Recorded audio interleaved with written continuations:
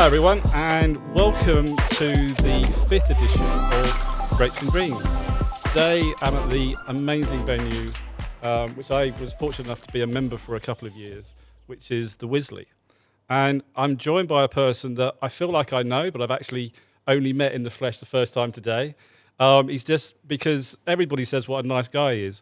Yeah, everybody doesn't have a bad word about him. He's really recognised on tour as a great player. He's a winner. He's a Ryder Cup player. But more importantly, you know, from a family perspective and just a veteran of the European tour, I'd like to introduce Ollie Wilson. Thank you, Noah. You're clearly not talking to the right people. But yeah, it's great to meet you. Obviously, we've had some exchanges and been in touch, so it's nice to bring this all together and meet up. Yeah. So, as you know, we talk about wine first, we get that out of the way. You've brought a really interesting one because it has a connection with the Wisley. Yeah, obviously local. And as I've said, you know, I'm not a massive wine drinker. I have drank quite a bit in the past, but I'm not massively into my wines, but the stuff that I do drink, I kind of stick with. And I've stuck with the Albury, the rosé that we have here at the Wisley. Very refreshing, kind of enjoyable after a round of golf. And light is how I would describe it. Probably not the right terms, but that's how I kind of feel about it. So yeah, that's one that I would enjoy. And Nick, the producer, is actually a member here as well. He is, great. Yes. Yeah, so there's a lot of local aspects to it, supporting the local area at my home club. And yeah, just a very enjoyable wine, really. Yeah, I agree. I think, I'm not sure if it's this particular one, but I know that in the Queen's Jubilee on the barge, it was certainly the rosé at the time was served on the Queen's barge of the Jubilee. Clearly has good taste. I've brought along a wine from Oregon. It's biodynamic. I seem to be choosing a lot of American ones. I don't know why, but I'm just really into American wines at the moment. And it's a 100% Pinot. It's called Authentic. Authentique. And they're known for their Pinot Noirs and their Chardonnays. This particular Pinot Noir is kind of black-orange, a little bit of cherry. See what you think.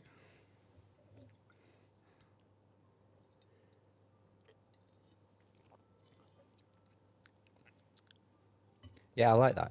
It's smooth. It's very smooth. There's no tang there. Yeah. You could definitely enjoy this. You could definitely enjoy it. And that was the beauty of working at Wine and Earth. So we're just down the road in Guildford, and we have 320 wines to choose from. So I just popped in. This literally came in, the palette came in, and our wine buyer was like enthusiasing about, you know, Authentique, it's fantastic. So I grabbed one of these, and it's how long have you had this? So literally, I think this is like a couple of months that it's come in. Yeah. Just grabbed one. We're selling it at Wine and Earth. It's £59.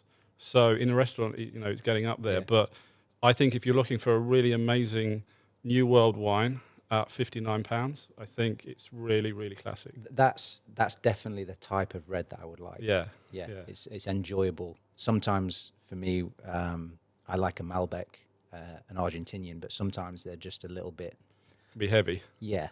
Whereas that's not. Yeah, you can drink that on its own. Yeah, you know, on the terrace afterwards. Well, it's 9 o'clock in the morning. Well, I know.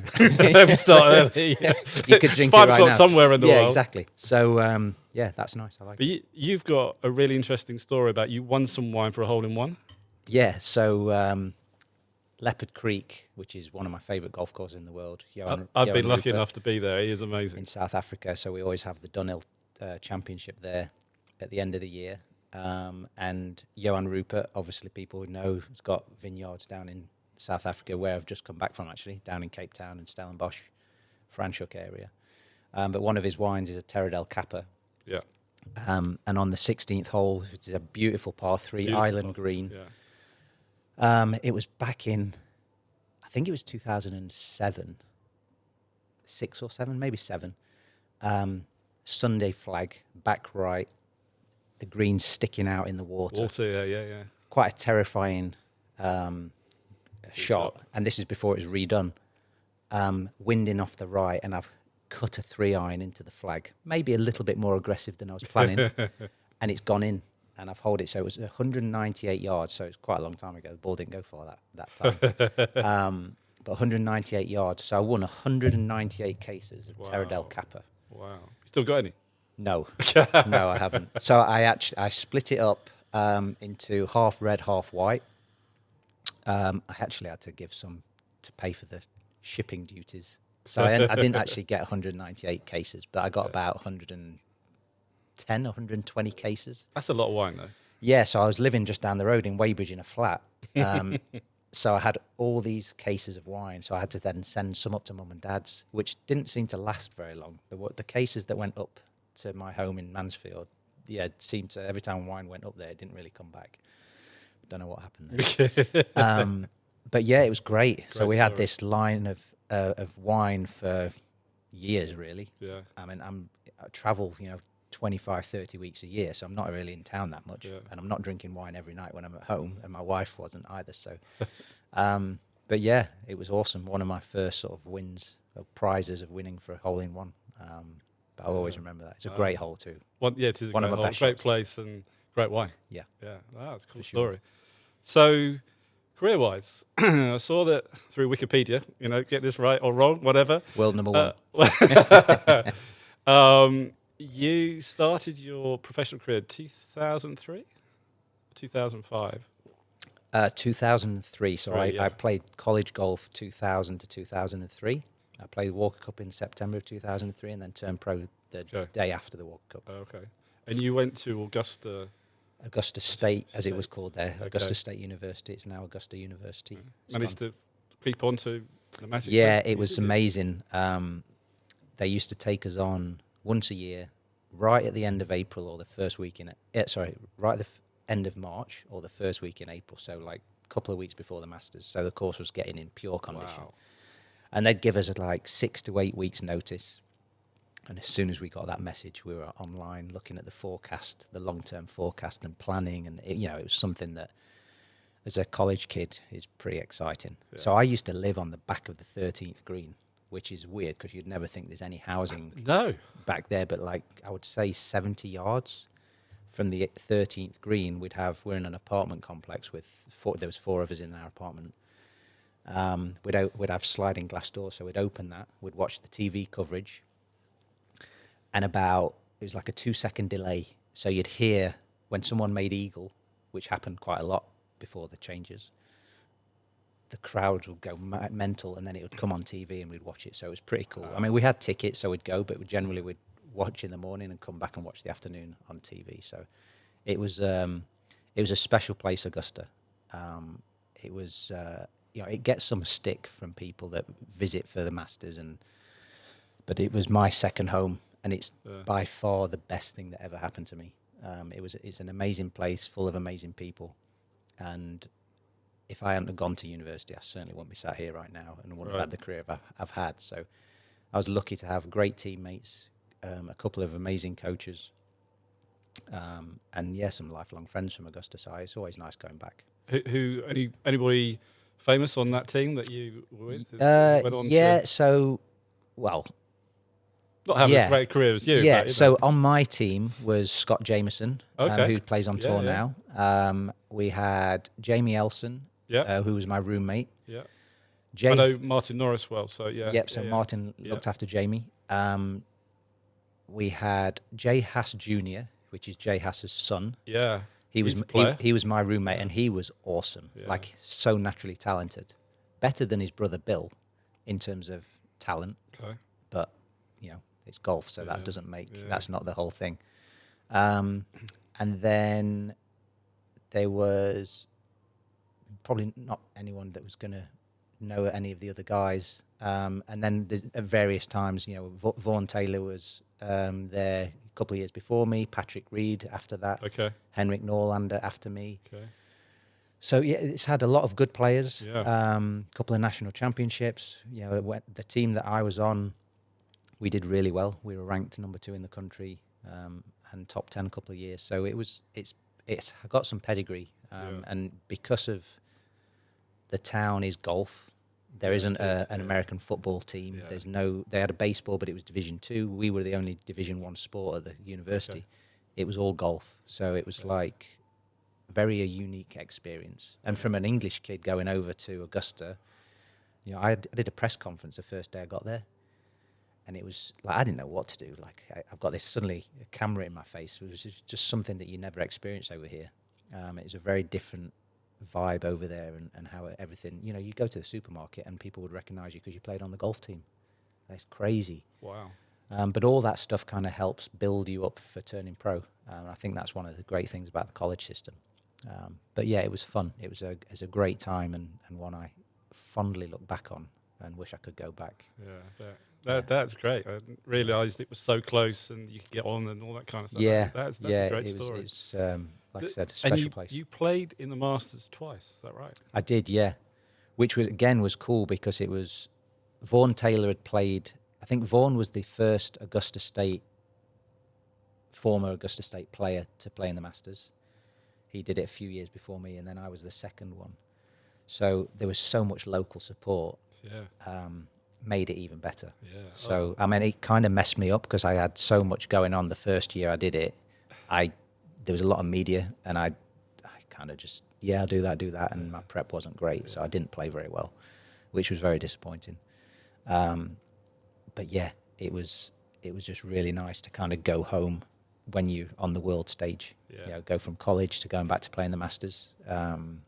Just down the road from where I spent 4 years of my life, and I actually owned a house in Augusta that I lived with my now wife for a few years too. So yeah, there's a lot of special memories from place. Augusta. Yeah. Yeah. Any master stories that you can tell us? The one that would spring to mind was my first year, which was 2009, I think. It was before they'd redone the short game and the practice area and moved it all around. From back then to what it is now is incredible to see the change. Yeah. But I was in the bunker, beautiful white sand, glaring white sand, to big 2-tier green. Got my hat on, so I'm hitting away, and I'm looking down, and I suddenly see some toes, like in shoes, obviously, come into the bunker. And there was just a bit of an aura, like I was a bit uncomfortable. I'm like, who's this? And he's just stood right in front of me. So I look up, it's Gary Player. Never met the guy, never met him at all. And I'm like, suddenly get nervous. I'm in these bunker shots. I'm like, suddenly think, don't knife it, don't duff it. So I carry on, and he's looking at me. I say, oh, hi, Mr. Player, it's nice to meet you. He's like, don't let me stop you, just watching, just admiring your bunker technique. I'm like under pressure. So I'm thinking, so I'm clipping a few more, and I'm playing them nicely. He's like, you know what? It's so nice to see someone playing bunker shots properly. Not all this modern stuff. That's how you play them. Keep doing it. I'm like, okay. So I look back, and my caddy Rich is there, and he's just got a big grin on his face. And he watches me hit a few more. He hits a couple and walks off. And I look at Rich, I'm like, well, that was cool. Yeah. It's stuff like that. It's again, Augusta Masters, it's because you go back and play majors there year after year, you have so many, I guess they're not memories, but thoughts of watching on TV what you've seen in the past, and then you go and live it for a week, and interactions with the legends of the game. It's a cool place. I was lucky enough to go. I've been to the Masters twice. Obviously, nowhere near as a player. There was actually a Nick Flanagan, who was an amateur from Australia. Yeah, he was good. And he led the Masters for like 3 holes on day one, and I took that and I sent it around to all my mates just to say, like, and Flanagan. And Flanagan is leading the Masters, which is quite cool. But I was like a kid at Christmas. I mean, funny enough, Gary Player invited me to go to Augusta because it was the 50th anniversary of him winning all 4 majors. All right. And we'd done some work with him when I was at Loch Lomond, and he said, like, would you like to come over? And I was like, yes. Yeah. Let me see. Let me think. My first time ever. And I was like a kid at Christmas. I couldn't wait. And got on the first bus at like 6 o'clock in the morning. I'd missed Pro-Am Day, but there was like a gathering the night before, and there was like, who's who in this garden party. And they're all going, oh, you'll love it. It's fantastic. I just want to go. I just want to go. And I got on the bus, and I got in through the gate, and I was like first there, and it was just coming dawn basically, and I stood there and I watched Palmer, Nicholas, and Player tee up, and then tee off the first, and I just walked 18 holes. Yeah. And just all those memories that you remember on a Sunday night watching the Masters, it was amazing. It's cool when you walk through from, I guess depending on what gate you came, but when you walk through from the clubhouse past the shop, it's all enclosed, building, trees, car park, and you go through, and suddenly this just expanse of green hits you. It's huge, isn't it? Yeah. You've got the oak, and the hills, the oak tree, and the rolling hills. But when you go there without any stands, it's like a completely different course because you can see everywhere. Yeah. Whereas when you go with all the fans and the stands, it's quite a different view. But it is, it's a special place. There's no doubt. I was lucky to go the next year as well, and that was with Bergman's, the hospitality. Yep. Oh my God, I don't know if you probably didn't have a chance to go in there because you're too busy playing. Yeah. But that is amazing. The hospitality. I went with Textron. Right. And Chris May, who is chief exec at Dubai Golf. Yep. We both said, like, we've been to some nice gigs before. This is meant to be amazing. So he said, like, well, I'll go in one, and then you go in one bus, I'll go in another, and we'll meet up at lunch. And you go through, and I remember special gate, and Condoleezza Rice is there to welcome you, and you kind of go, oh, well, that's different. Then you walk through, and you've got a merchandise shop that is only for Bergman's patrons. Yeah, it's incredible. And you walk all the way through, and they've got these practice greens, and you've got your own caddy, and it's the replicas of like the 10th and the 14th. Oh, really? Unbelievable. And so what year was that? I went 2015 and 2016. Yeah, okay. So that would have been all new. That's all new. So I think Bergman's was built in 2014. Right. So it's just a couple of times, but that is amazing as well. So yeah. I think this edition is going to go out for Augusta, so it's kind of... It's some operation they run over there. Unbelievable. And each year you go back and something's changed. Yeah. Like I was there 3 or 4 weeks ago, and just driving around, like past where I used to live, like half of that complex is gone, and it's just been absorbed into parking and, don't know what else, but all sorts of tunnels under the road. Yeah, it's just incredible. I always remember where I lived when I turned pro. I was looking to buy a house across the road, and I was thinking if I'd have bought that, it was where the car park now is, but there's one house that hasn't sold in the car park, and the house that I was looking at was right next to it. Right. So I was like, I wonder what I would have made out of that. That'd have been a good investment. But it is, what they do for the community as well. It's going through the week, there was a big hurricane that just came through. So recently. if you see the destruction and the amount of trees, we're talking like monstrous sized trees all cut up on the sides of the road. You just drive through a lot of the roads, and it's just lined with trunks cut up, waiting to be taken away. Wow. Loads of the houses have all got their roofs taken off. They're still trying to figure out who's going to pay for it between FEMA and the insurance. They got hit pretty hard. Yeah. But I think as far as the golf goes, I think they'll be ready to go. Certainly, some of the town is still struggling. We've actually, in a later edition, we've got a gentleman called Kevin Bazada, and he heads up the club and hospitality operations at Augusta. And he's got his own, he and his family have got their own vineyard in Oregon, just down the road from this particular wine. So really looking forward to having a conversation with him as well, getting behind the scenes truly. But he was brought in to build Bergman's.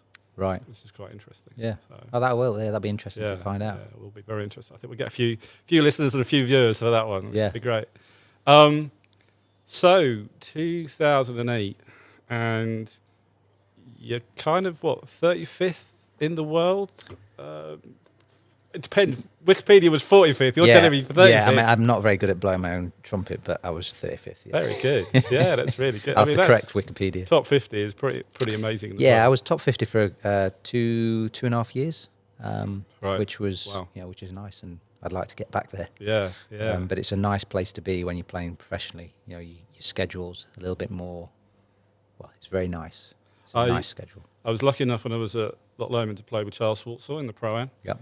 And I said to him, how do you set your schedule up? He goes, points. As long as I can stay in the top 50, sweet. Yeah. So Loch Lomond, look at the field. We've got 27 of the best players coming here all day. I want to keep in that top 50 because if I'm in that, Yeah, it's a big difference between being in the top 50 and not. Yeah. So it does make a big difference throughout for various reasons. But essentially, top 50 is the line that we've built in golf to be where it's at. Yeah. Yeah. Obviously, you want to be as high as you can, but if you're in the top 50 out of all the people that play golf, you're pretty good. Yeah. And as rightly so, you get to play the majors, the world events when they existed. Yeah. But now you'd be elevated events, and it's a pretty good place to be. You've obviously earned it to be there, but what you get from that and the tournaments you get to play in is special. So Ryder Cup, 2008, automatic pick or captain's pick? I definitely wasn't a captain's pick. Okay. I qualified. I was last man to qualify, which was, looking back, was a fun period. You saw that last month leading into it. Exciting, stressful. But I managed to get over the line in Glen Eagles. Had a bad first round and then played awesome the second round to make the cut. I think I shot like 67 or something. The back nine, I was maybe 500 on the back nine to make the cut on the mark, and then a couple of 66s to finish the weekend to solidify it and get it all done. So that was a special week that I'll always remember. And then 2 weeks off to kind of mentally prepare, and then you're off to Valhalla on the plane. So it was, in all honesty, it was never something that was on my radar. Really? I didn't think I was ever good enough. Wow. When I turned pro, I didn't think I was good enough to do a whole lot. I know I needed to work on my game a lot. And I thought maybe journeyman pro was kind of where it would be at. And funny enough, you just keep working, ticking away, one foot in front of the other, and working with good people and doing the right things, working pretty hard. And things happened, and suddenly I found myself top 50 in the world, qualified for the Ryder Cup team. And as soon as you get a couple of results and it starts to get on your radar, then you can't not think about it. It's just everything. Yeah.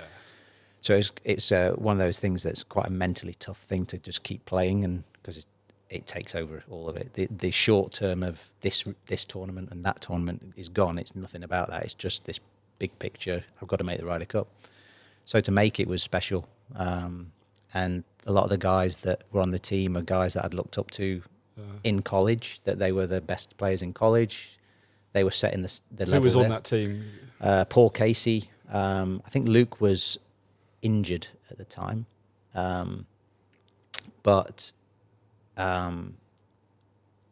Westy, Jimenez, Harrington, just guys that I've grown up watching on TV. Yeah. Open champion then, he would have been an open champion. Yeah, he won in 09. Did he win in 08 as well? Maybe didn't know. Yeah, but he obviously. But just like legends of European golf. Yeah. Faldo was the captain, someone I looked up to growing up. Ollie was one of the vice captains. Like, it was what you dream of being part of, but I never really thought I could get to that level. So when I did, it was special. Obviously, we didn't get the result we wanted, but even who did you play against? Who did you play? Were you left out, or were you? Yeah, so I wasn't playing great in practice, which was a familiar thing for me. Like in practice, I was terrible usually, right. And then something would happen, and I'd kind of switch things on a Thursday.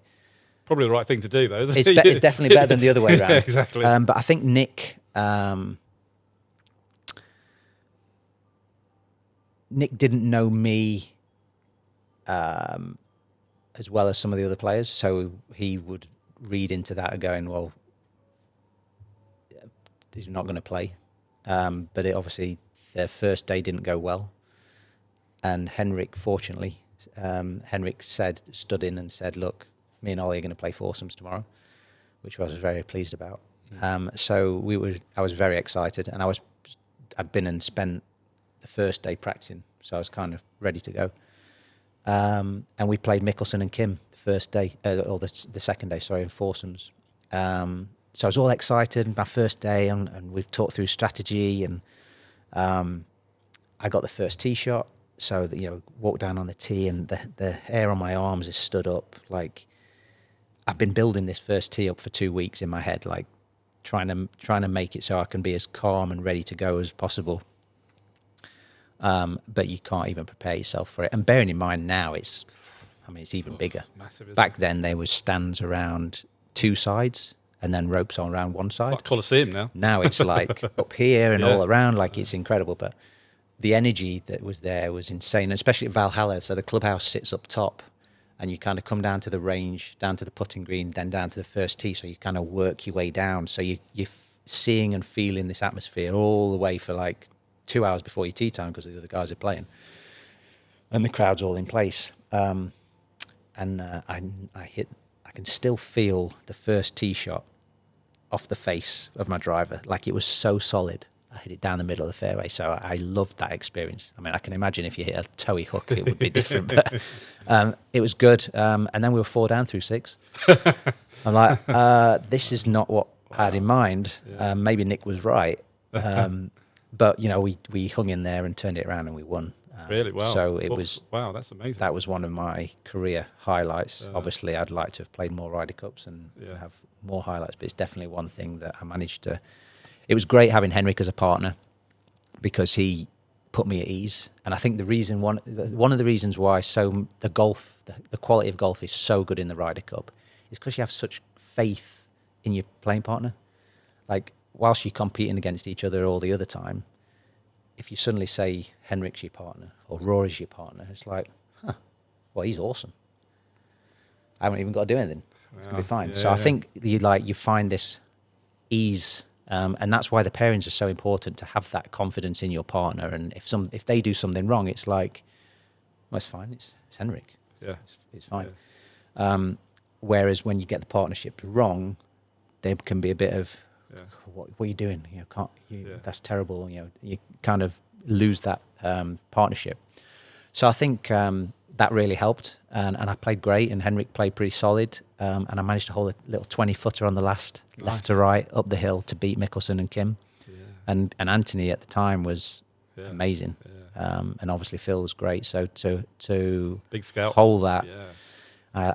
as I hold it, I just got very excited, obviously, as you can imagine. And I looked up and I was looking straight at Phil in the eyes, accidentally, like completely, and he was just, his face dropped. I don't think he could believe that I'd hold it on him. Brilliant. So yeah, it was special. It was a fun week. And then I played the singles against Boo Weekly.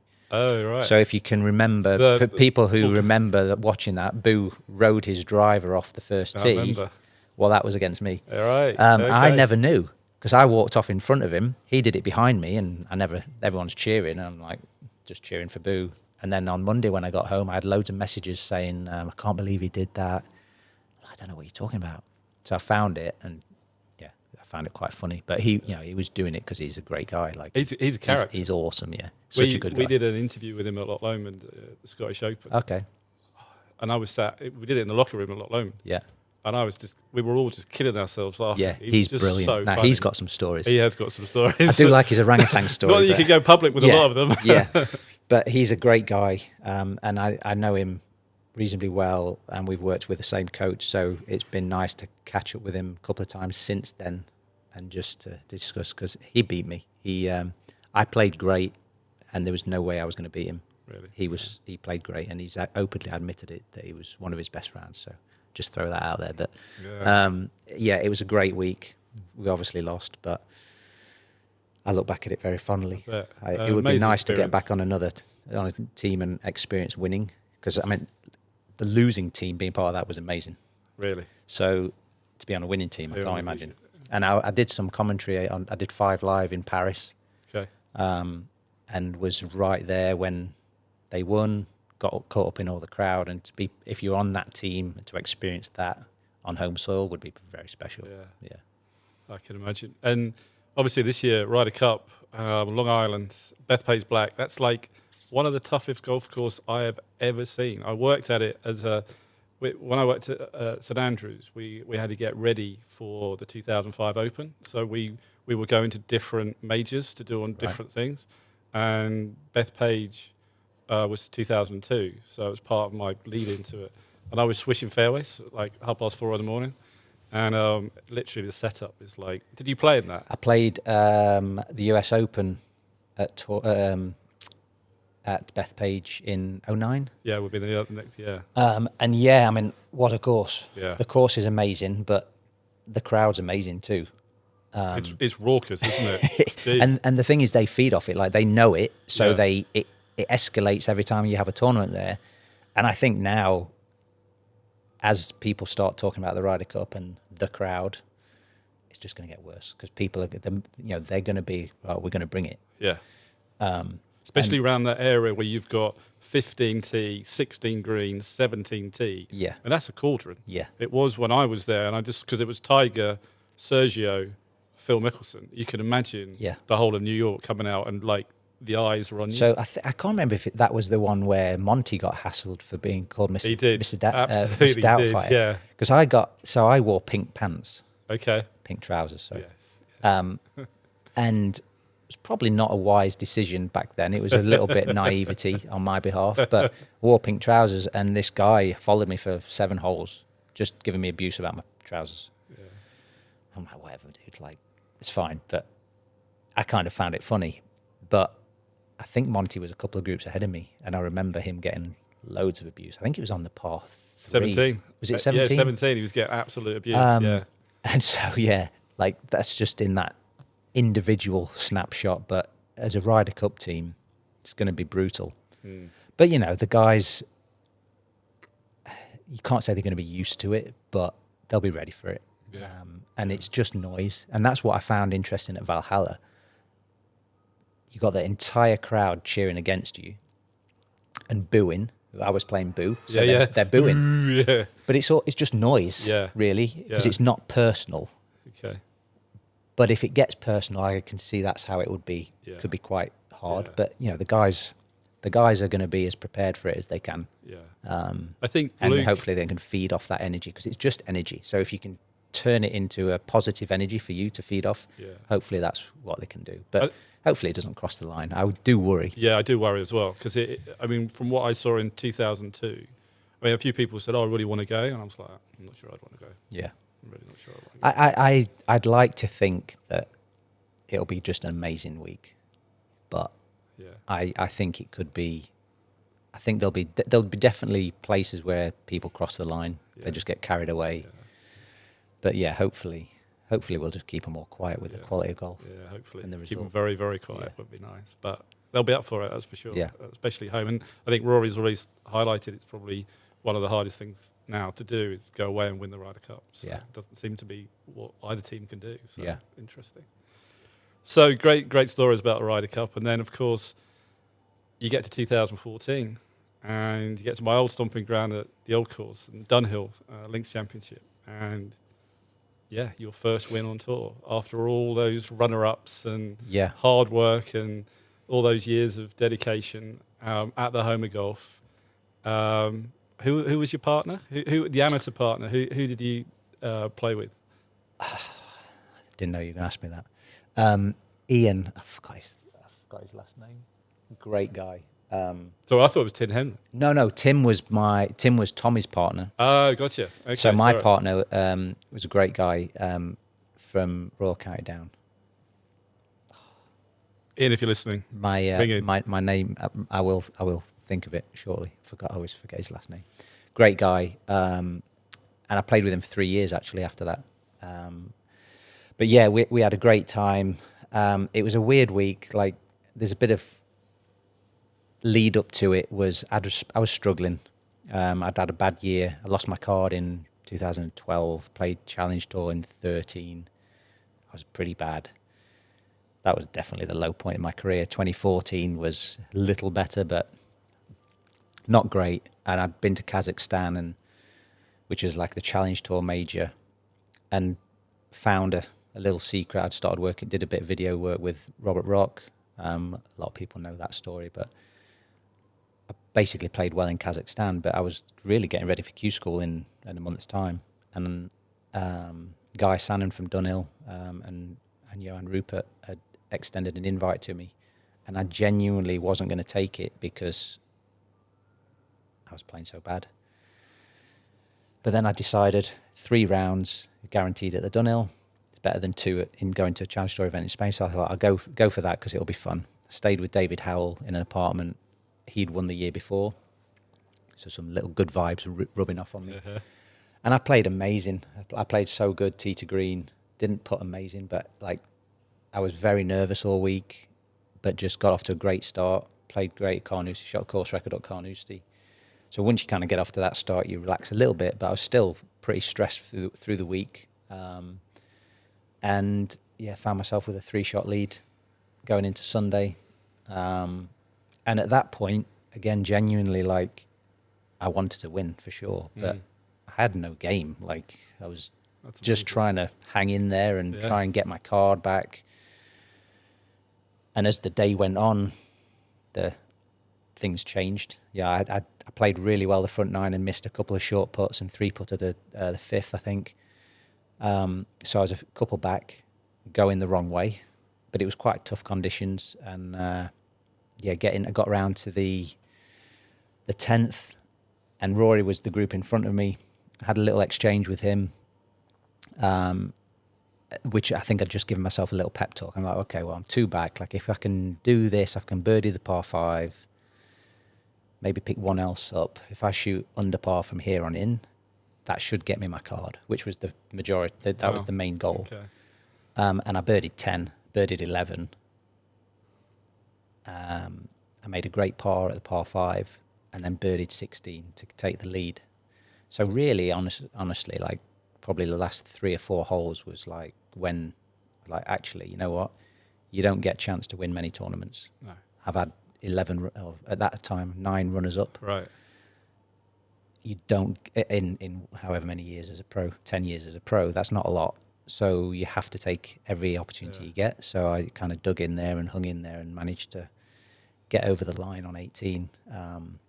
It would have been nice to enjoy 17 and 18 in that arena, like walking up the old course and enjoying knowing that you were going to win. Because Dunhill do such a good job of that 17th, because they have the party and all the hospitality. The whole hospitality around the out. green, and everyone's watching. And it was it was cold and windy, but it was nice. So everybody's out, massive crowds. Made a good up and down on 17.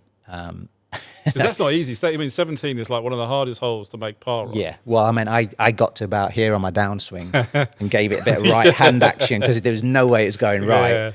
Take a double out of play, and I managed to lay it up just short and get it up and down. And then on 18, this is where my head was at.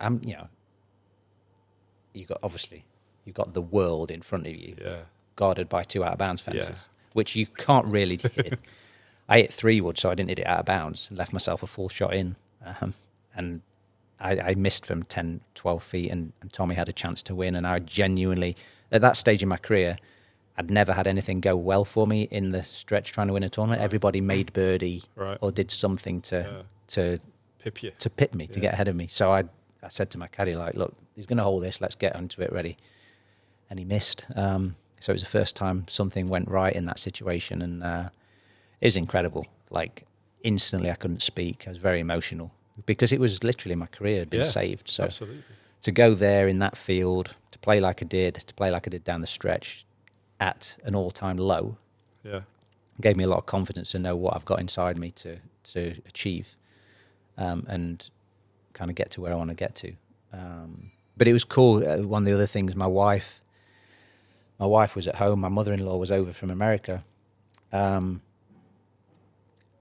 she'd mentioned earlier in the week, I'll come up. And like, as a golfer, you don't want any bad juju going around. It's like, no, stay at home. Yeah. I'm probably not going to win anyway. Just stay at home. I'll see you Sunday. Well, she'd flown up with her mother-in-law, with her mother, and watched the whole day without me knowing. And so when I holed out on 18, Tommy missed, walked off. Suddenly she appeared. So it was like such an amazing moment to be able to share that with her. Yeah. That we've got photos of it, and it's something that I'll always enjoy looking back on. But to win at St Andrews, the home of golf, special. Is not that many people do it. So, and you got so many. I remember this because kind of followed your career a little bit, and also, Dunhill was special to me as well, having been involved with it. And I think it's a great tournament. What Dunhill do for. I think it's great for the town, and I think it's great for golf and the DP World Tour as well. I think it's a great event. and to win it is like amazing. But you got so many plaudits after winning from some really. I mean, I remember one from Luke Donald. It was really gushing, and it's like, really from the heart, which I thought was really nice. Yeah, it meant a lot to me. Obviously, the win was incredible, but then the amount of people that got in touch after that to congratulate me, and people that maybe I didn't know that well, maybe not, some people that I'd never even met that I really respected in the world of golf, that all took the effort to get in touch and send messages. Yeah, it meant a lot. It was definitely a very special week for me, with a lot of things that made it that way. I always remember when after winning, and you stand on the actual steps looking back down the first and the 18th, and all the spectators are there for the speeches. Yeah. Something that you don't see on TV. Yeah. Didn't even know it really happened. Yeah. But you stood on top of it, just looking back down the old course with your trophy in hand, and you're introduced, and the team winners. It's like, it's just an incredible place. And then they always have the shot of you and the trophy on the Swilcan Bridge as well. Yeah, it's pretty cool. Which is it's got a nice place in my house that I look back on. But it's a special place, and definitely a highlight. Did that kind of make up for all the near misses, because it was at St Andrews, and you kind of went, I've got that monkey off the back, and whatever. I'm sure you would have liked to have won 9 times. Yeah, I guess. I mean, that's the funny thing is, I probably wouldn't change my story and how things have played out. Yeah. Like, obviously I wanted to do better. Yeah. Like I don't feel like I've achieved anywhere near what I should have done. But I don't think I'd change it, because it's shaped me as a person, and I'm the way I am, which I'm happy with. Yeah. Not everyone might be, but I'm happy with it. So it's that stuff is going through the turmoil of playing professional golf, to hit the real lows to the highs, to, golf is amazing for bridging that gap between teaching you life lessons on and off course. Yeah. And it makes you pretty strong to deal with that kind of stuff and figure out, and you learn what you're capable of. So I've got a lot to thank golf for. Yeah. And that was one of the highlights that make it all worthwhile. Fantastic. And something that I didn't realise is that you were on the DP World Players Committee. Is that right? Yeah. And that's obviously been an interesting time. Yeah. Obviously with Liv, with the PGA Tour, and the kind of merger between DP World and the PGA Tour, and where you sit as kind of a veteran pro. And we've just gone through all those experiences, and then the votes that you've got new up and coming players that you've got to think of for the future of the tour and that type of thing. What are your thoughts for the next couple of years? We're hearing press today that certainly an agreement between maybe Liv and the PGA Tour is coming closer and closer together. What are your thoughts about the future for professional golf going forward? I have my thoughts of where I want it to go. Yeah. What I'd really like to know is what the guys that are making the decisions, what they think is where it needs to go. Okay. So I'm pretty hopeful. I know they're talking. I think everybody's now motivated to get to an agreement. And I think that'll happen pretty quickly. But in terms of shaping that agreement and how it's going to play out globally, I think that's going to take some time. And because of the negotiations, because of so many parties involved, it's like, how do they all see it? Like, to me, we've got this opportunity to rewrite world golf and make it easier for the players, less travel, less expensive for players to play, but try and have like one system, essentially a world ranking or whatever ranking we use, but one ranking where everyone's on it. Like the amateur ranking. Yeah, almost. And you play in your territories, and you can play anywhere if you've qualified for it, but essentially you stay in your territories until you kind of earn the right to play in these big elevated events and the world event, the top 50 or whatever it might be, or a live team event. But it's all, the great thing that we have to protect in golf is the meritocracy of earning it. So I love the fact that there's no politics in, I could be the worst human being in the world, but nobody can stop me becoming world number one because no one's giving me a contract, no one's helping me along the way or stopping me, putting anything in my way. And that has to be protected. So I can go from turning pro as an amateur to world number one just through sheer hard work and talent. And we're at kind of that place at the moment where it's the live. I don't really have an issue with live. The team, do whatever. If you want to go play there, great. But it's too political. It's team, if it's what you bring to the team. Are you bringing any sponsorship to the team? Are you bringing just your golf, just your personality? Are you going to bring a monetary value to that team for you to get a space in live? Well, that's not golf. So to me, you should be able to earn it. And I think they'll come around to that and they'll figure out how that works and how it can play a part into world golf. But essentially, I would love to see one system where everyone just competes. And if you're at a challenge tour level and you win 4 times, suddenly you're in a position to go, I might be able to qualify here to get into the top 50 or that whatever that number is for the top events, what we're deciding on, which probably won't be a full field as we know it right now. But it's, people are going to have to give and take. And I don't know, there's a lot of egos, there's a lot of money in place. That's why I think that's going to be the hard thing. But I think from a European Tour, DP World point of view, I think we're in a really strong place. Good. And they've done very well. And, there's a lot of people with different opinions. But from what I understand and the information I have, they've done a really good job. Mm-hmm. And you might say, I'm bound to say that, but I'm not just saying that. I think they have. I think they've navigated this whole circus quite well. And we've coming out of it in a strong position where whichever route we want to take, we can. And they've protected the players. The deals that people think the tour have turned down is not really what the truth is. Okay. So they definitely took the best, safest option with partnering with the PGA Tour. But in terms of moving forward, I think, we're in a strong position, really. Well, certainly one thing I think that Liv has done is prize funds have gone up massively. You look at PGA Tour. I think Rory said the other day, one thing that has come out of Liv, he might not have supported it, but they're playing for a hell of a lot more money and winning a lot more money at the highest level. Yeah, and that's... Everyone's going to have an opinion on that. I mean, they're playing for a lot of money. Yeah. I'm jealous. I'd love to be playing for that amount of money. It would be very different. It's life-changing kind of money. Yeah. And whether that's right or wrong, I'm not sure. It feels like probably too much the way the world of golf is structured at the moment. But I think golf is actually in a really good position because even though it's not smooth and everyone's got different opinions of where it needs to go and it definitely needs a restructure, well, people are talking about it. Yeah. And if people talk about golf, I know viewing figures are not where they want to be or not at their highest, but I think it's increased the amount of people that are just playing golf and interested in golf.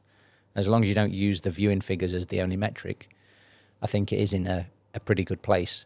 I just hope that they can do what I want to see happen and bring world golf together so that you can always...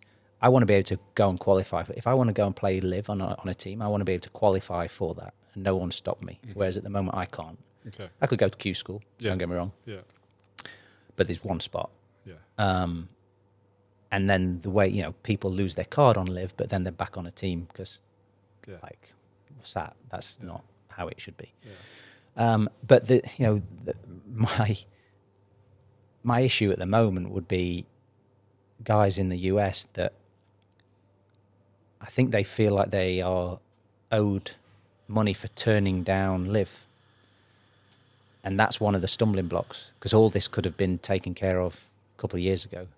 But the players are basically holding the tour ransom.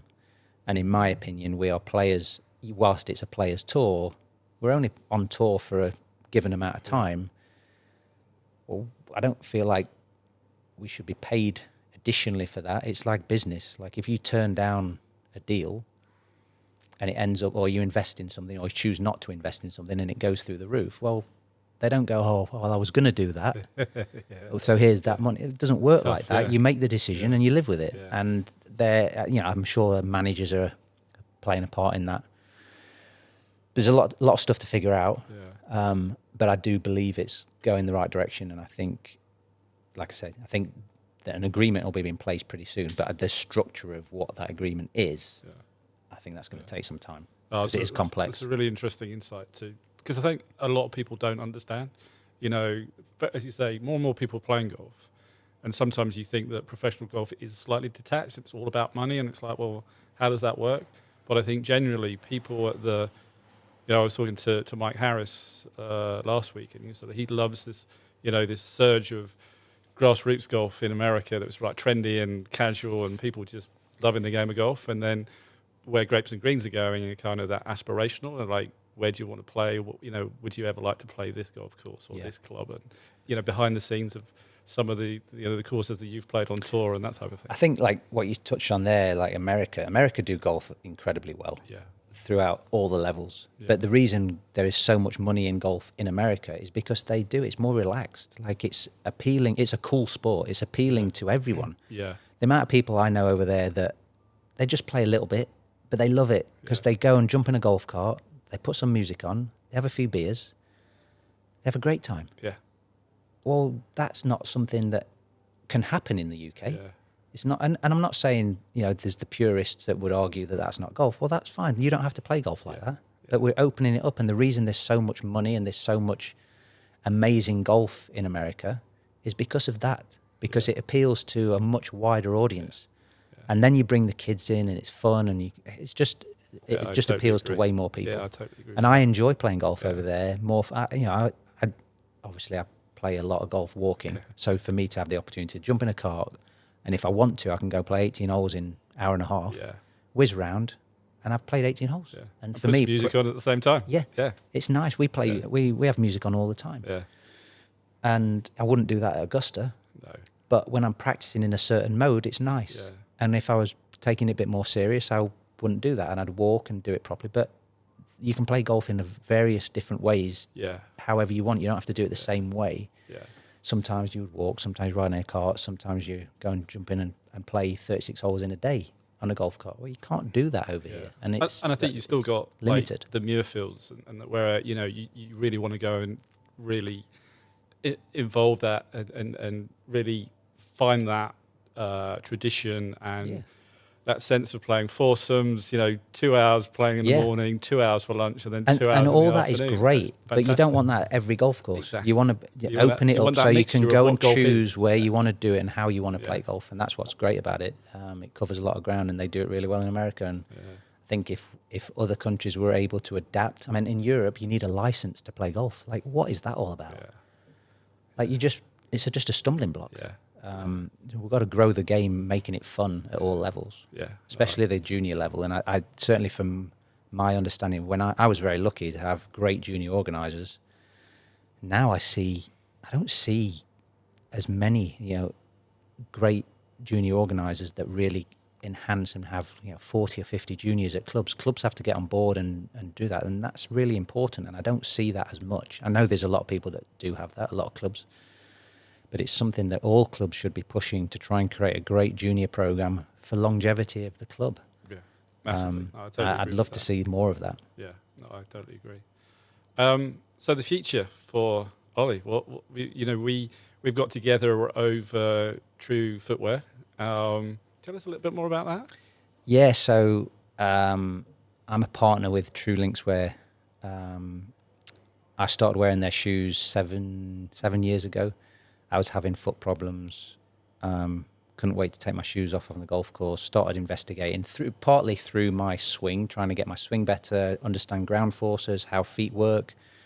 Off course, I went with a more minimalist shoe, and then I experienced the benefit of that and what that gave me from an athletic point of view and training. And I was like, well, why do we not have this in golf? I found True, wore the shoes, and was blown away by like the difference. And 7 years later, or 5 years, we've been going a couple of years now, I was an opportunity to bring it over to the UK. Right. And I just feel so strongly about the shoes and understanding, once you understand and know how a foot should work, what the shoe should do, allow you to do, and there's a health perspective from walking, and there's a performance perspective from golf. And there's no other golf shoe on the market that does it, that merges the two together like True do. And that's the only reason I'm involved, because I had no interest in getting involved in a shoe company. I would play golf, do other stuff. When golf finishes, I would, who knows what I'd do, teach or something. Keep playing. That's a great thing about golf. You can continue to play. But I feel so strongly about everybody should be wearing a True shoe for the health. Forget performance. From a health perspective, you're walking many miles a week, depending on how much you play. And every time you wear a shoe that doesn't allow your foot to work correctly, it's affecting you negatively. And this reason so many people have plantar fasciitis or bunions or ankle, knee, hip, back problems. And a lot of it can be traced back to your shoes because it doesn't allow the foot to work. When your foot works properly, as you press, your toes should splay. And most shoes don't allow that to happen. Okay. And True do. And fortunately, got great apparel to go with the shoes. So it's a company that I'm very passionate about. Yeah. So I partnered with them to bring it over to the UK. And that's something that I'm very much enjoying alongside playing and spreading the word and trying to grow the brand over here. They're very successful in America and Australia and globally now. And UK's a market that I'm trying to help and grow with too. Well, so we're delighted to have them on board as, from Grapes and Greens perspective. And throughout our editions, we'll be running competitions and really spreading the word of True, because it fits our aspiration. I think it fits perfectly into the segment that we're looking at. And I think you've got good shoes and you've got good wine, the place goes well. Sounds like a good combination. It's been a pleasure to talk to you. Thank you very much. Thanks. Cheers. Thank you very much for watching another episode of Grapes and Greens. If you'd like to watch further editions, please click here. If you'd like to subscribe, please click here. Thank you.